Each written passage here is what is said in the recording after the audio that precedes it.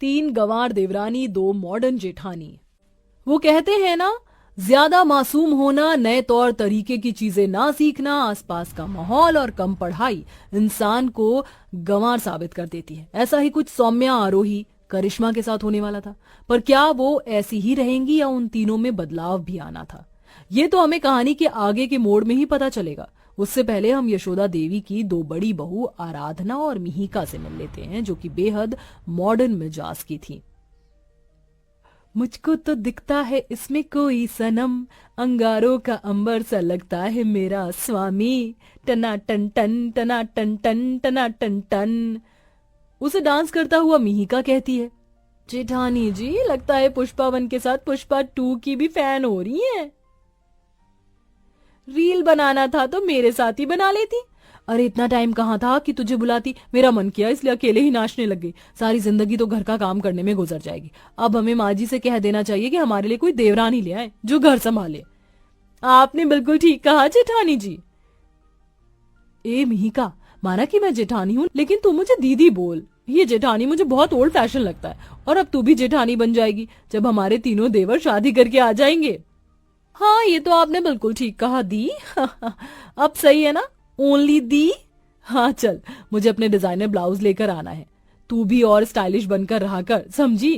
Okay दी। Shopping पर जाने से पहले दोनों जेठानी अपनी सास यशोदा से तीनों देवर की शादी की बात करती हैं। तुम बिल्कुल ठीक कहती हो, मैं आज ही पंडित जी से बात करती हूँ। थैंक यू माँ जी, हम दोनों को काम है, हम दोनों अभी बाहर से आते हैं। ठीक है। दोनों अपना डिजाइनर ब्लाउज लेने चली जाती हैं। वहीं दूसरी तरफ यशोदा पंडित जी से अपने तीनों बेटों के लिए सर्वगुण संपन्न संस्कारी बहू की बात करती है। ऐसे में पंडित उन्हें सौम्या, आरोही, करिश्मा की फोटो दिखाता है। उनके गुण और शक्ल देखकर यशोदा अपने तीनों बेटों की शादी उनसे करना मंजूर करती है और तीनों हफ्तों में यशोदा के तीनों बेटों की शादी बहुत धूमधाम से हो जाती है। पर वह तीनों बहुएं कितने गंवार और मासूम थे, इस बात से वाकिफ होना भी बाकी था। तीनों बहू का अच्छे से गृह प्रवेश हो जाता है। अगले दिन यशोदा तीनों बहू से कहती है, बहू, जानती हूँ तुम बहुत ज्यादा सर्वगुण संपन्न संस्कारी हो और तुम्हारा इस तरह से साड़ी पहनने का स्वभाव भी मुझे बहुत अच्छा लगा। अब जाकर अपनी पहली रसोई का अच्छा सा खाना बना दो, साथ में एक मीठा भी बना देना। जी माँ जी। तीनों गंवार बहुएं रसोई में जाती हैं तो मॉडर्न किचन को देख घबरा जाती हैं। तभी करिश्मा माइक्रोवेव को देखती है। हरी मोरी मैया, ये छोटा सा डब्बा क्या है? और इसमें तो बटन भी है। मुझे तो लगता है करिश्मा कि ये छोटा फ्रिज है, आम की आइसक्रीम बनाकर इसमें रख दो, अच्छे से जम जाएगी।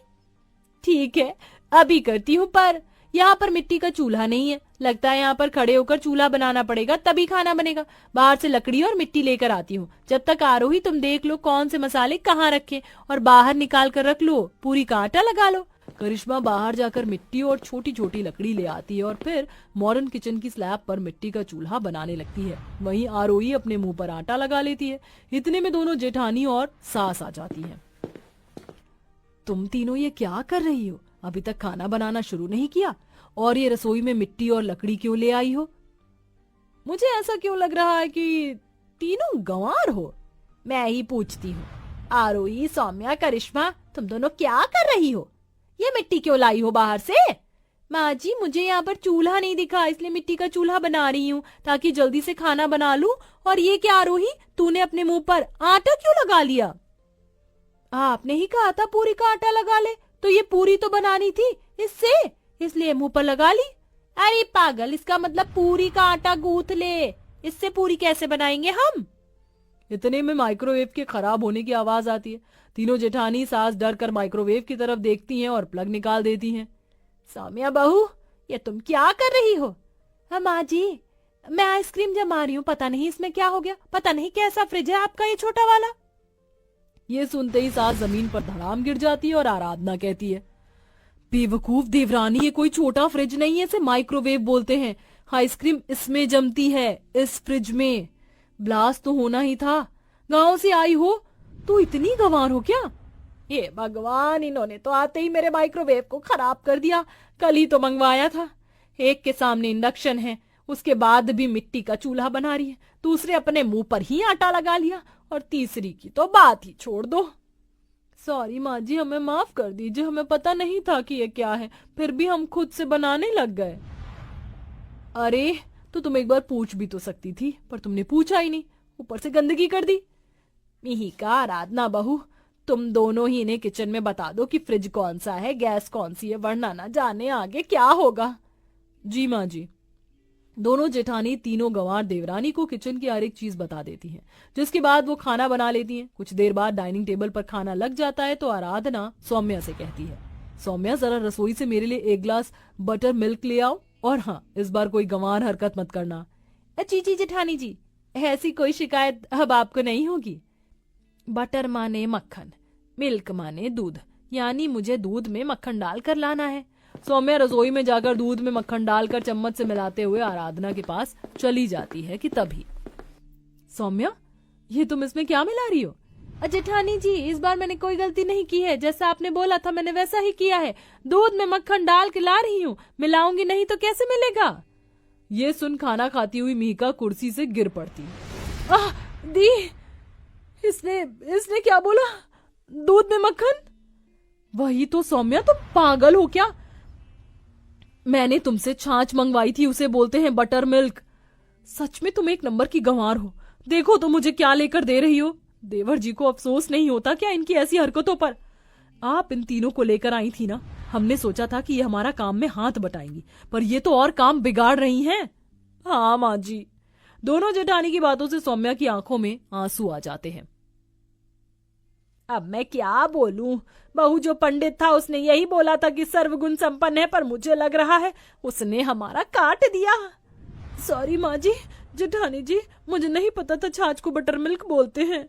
रोते हुए सौम्या कमरे में चली जाती। वहीं कुछ देर बाद आरोही को यशोदा कपड़े धोने के लिए वॉशिंग मशीन के बारे में बताती है, तो वह अपनी अकल लगाकर वॉशिंग मशीन में बर्तन भी डाल देती है, जिससे मशीन कपड़ों के साथ बहुत खटपट करने लगती है। आवाज सुन यशोदा भागकर आती और फटाफट मशीन का तार निकाल कर कहती है, अरे तुझ में दिमाग है कि नहीं?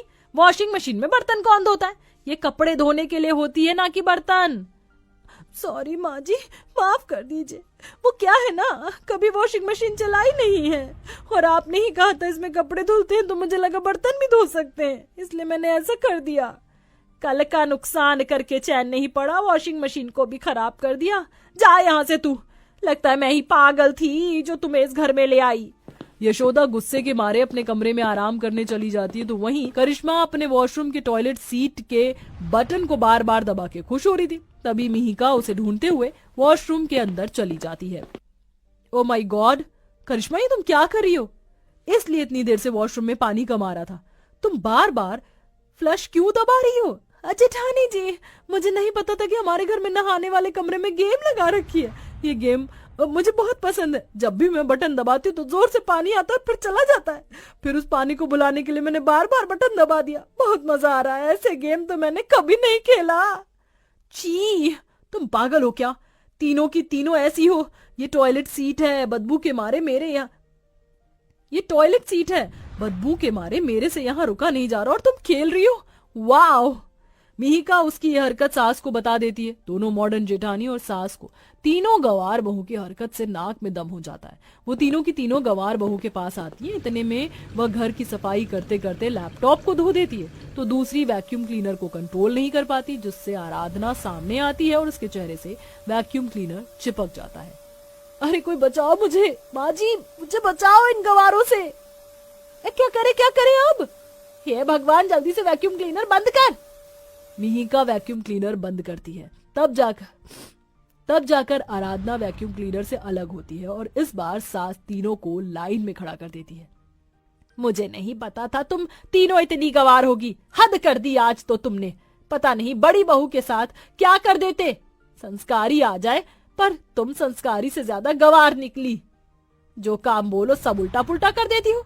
ऐसा ही सब करना है तो मैं तुम्हें तुम्हारे घर भेज देती हूँ। तभी तीनों बहुएं रोते हुए सास का पैर पकड़ लेती हैं। हमें माफ कर दीजिए, जाने अनजाने हमसे बहुत बड़ी गलती हो गई।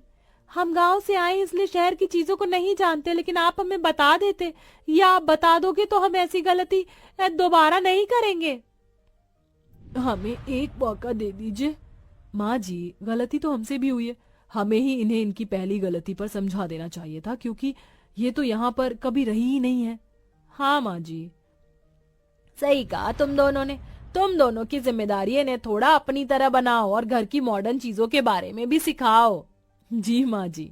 इस तरह दोनों मॉडर्न जेठानी गंवार देवरानियों के दिल का हाल समझती हैं और अब उन्हें शहर के तौर तरीके, मॉडर्न लाइफस्टाइल और इलेक्ट्रॉनिक अप्लायंस के बारे में बताती हैं, जिसके बाद धीरे धीरे वह उनके रंग में ही ढल जाते हैं और सब खुशी खुशी रहने लगते हैं।